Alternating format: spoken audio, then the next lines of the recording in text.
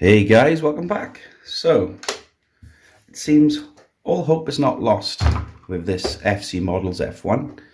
Like I said, it's a really nice looking truck. It's got all the ingredients to make a really good trail truck.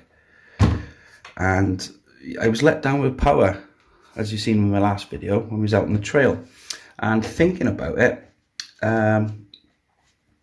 the start of the trail, it did pretty good. If you've seen my videos where I crossed the river and got that first incline, it made it up the first incline. It made it across the rocky riverbed, which is quite challenging, lots of rocks. It didn't make it up the other side. It was very wet and slippery, so it was down to grip, but the wheels were spinning. And it was only till we got about the footage I shown in the last video, to say the last quarter of the trail run that I take these trucks on for testing, that we started having issues where it wouldn't actually climb anything. And thinking about it, it's probably down to the small capacity battery. Now this comes with a 500 milliamp hour battery, and that combined with a 260 is not going to give you a lot of time on the trail. A 500 milliamp with a 180 motor, say for instance the C24-1, lasts a nice half hour out on the trail. So double the motor size. So obviously the C24's got a 180, this has got a 260, so we're probably looking at about 15 minutes of run time, which is about right. Working it out, I was about 15 minutes into the trail. So that leads me to believe that this battery obviously started losing power towards the end of the trail. Hence, it wouldn't crawl anything, because I've given this a charge in the house, and yeah, this seems to have plenty of power. But the issue is, it's not lasting long enough to actually have a good session out on the trail. So in today's video, we're going to be upgrading the battery. Now, this is very unique. It comes with a 3-pin JST connector, as you can see there. Only the outside 2 pins are being used. The battery itself hasn't got a balance lead. It's got a 3-pin connector as well. It's very unique. So that stops you from, for instance, using, I've got plenty of these batteries to my disposal, which has got a 2-pin connector there, and then the three wire balance lead for charging. And it's not as simple as just plugging in this battery and getting more power. So today we're going to be installing a 2-wire JST connector. I got plenty of these spares from old kits, and yeah, we're going to take the body off. We're going to plug this into the board. We're going to remove this 3-pin connector. I'll be keeping this battery, the 3-pin one as well, just in case in the future I want to power some lights or whatnot. I try not to throw anything away. And then what that'll allow us to do is install this bigger 1500 milliamp hour battery, 1300 milliamp hour, I believe, sorry. So we'll come back once I've got the body off, and we'll talk a bit more about how you remove this cable and install this one. Remove the body. We've got 2 screws here at the back. 1, 2, and then we've also got 2 screws up inside there, and then that'll allow the full body to be removed. 1, 2.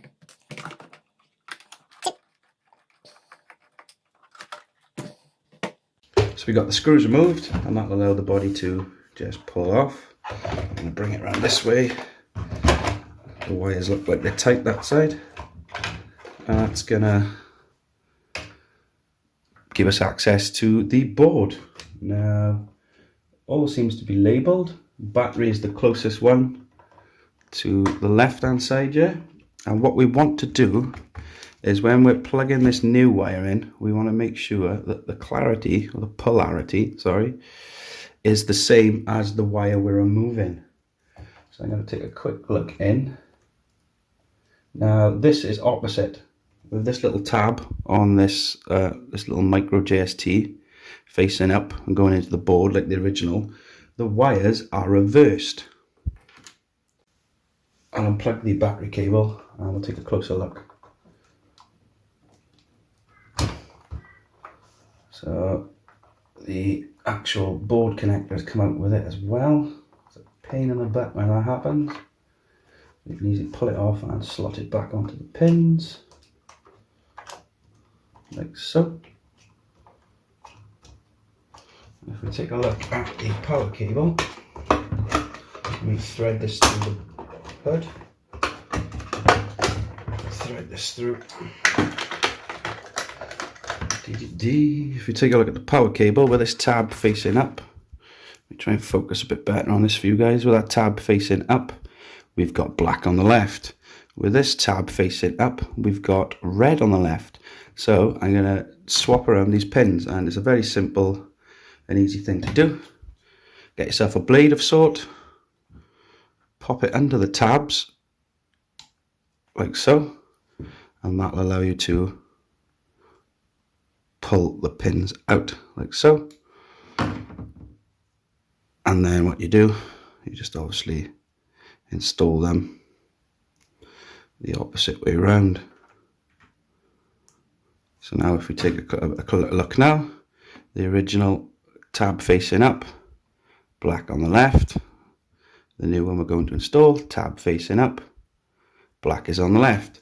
So all I need to do now is install this to the board, and that'll allow me to run the bigger batteries that we get with our WPLs and MNs.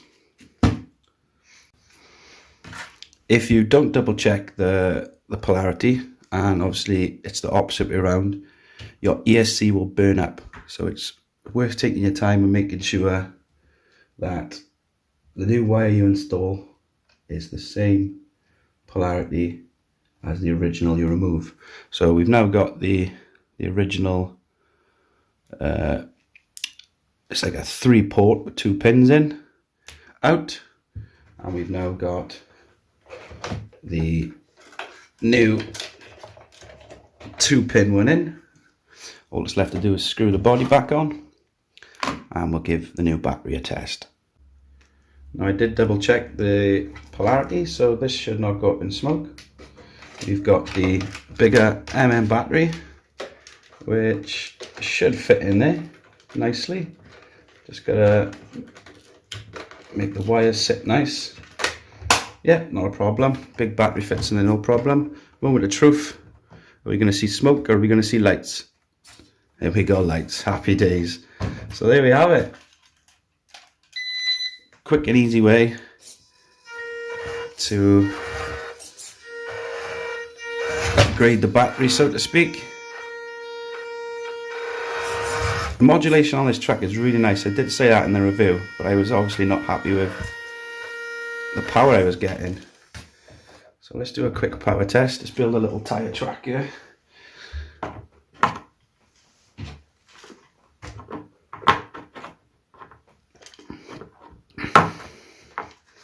And we'll see that this truck has plenty of power. The problem was it wasn't lasting long enough out on the trail. So yeah, I obviously had high hopes for this truck. Like I did say, on paper, it had all the right ingredients to make a nice little trail truck. Got a fully proportional servo, 260 motor, got working indicators there, working headlights, working brake lights and reverse lights. It just needed a little bit more longevity out on the trail. So out with the old battery, in with the new, and this will make this truck hopefully last a lot longer on the trail. Obviously stay tuned. I will be taking this out for a test run, and I'll see if it can make it all the way around.